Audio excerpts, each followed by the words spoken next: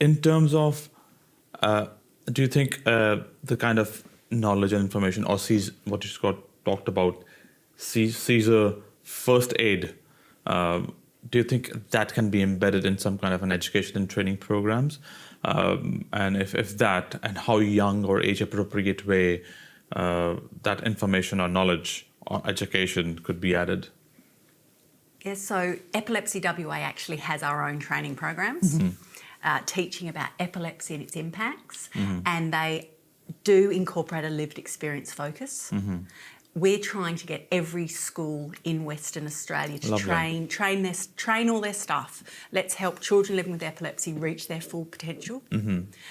In addition, we've got a children's book library, and I think it's the only epilepsy children's book library in the whole of Australia. That's supported by Telethon, and we loan out children's books about epilepsy to West Australians free of charge for their children, because whether you're a child that's living with epilepsy or perhaps a sibling's been diagnosed or a parent, it can be really scary for kids. So these storybooks, which are available free of charge, and we post them out right across the state, and we also have online storytime sessions as well. Lovely. Just help break down that fear for children, especially when they've been diagnosed, they're having to have testing, they're having to take medications. Well, it's really scary for them at that time. And we have a mascot called Sunny Bunny, and we try and get Sunny Bunny involved in lots of things as well. The kids love Sunny Bunny. And Sunny Bunny is our mascot because any bunny can be diagnosed with epilepsy. And that's the thing, anybody at any time can be diagnosed with epilepsy.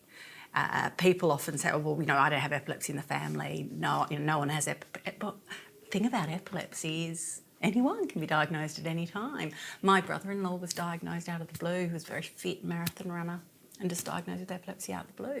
It can happen to anyone at any time, and there's numerous reasons for it. But for most people, you don't even know why you've been diagnosed. So for most people with epilepsy, you don't know why you've been diagnosed. There's no known cause. And then for other people, it could be that it's genetic in nature. It could be, like my niece Sarah, you've experienced a brain injury, so she had her stroke. But there's so many people out there with epilepsy, and how often, Dev, do you hear people talk about epilepsy? Not that much. And knowing that it contributes to 1,100 deaths in Australia each year, we've got to talk about it. We've got to talk about it. 3 a day. You've got good maths. 3 a day. Yeah. Wow. And isn't that terrible? Yeah. Isn't that terrible? Yeah.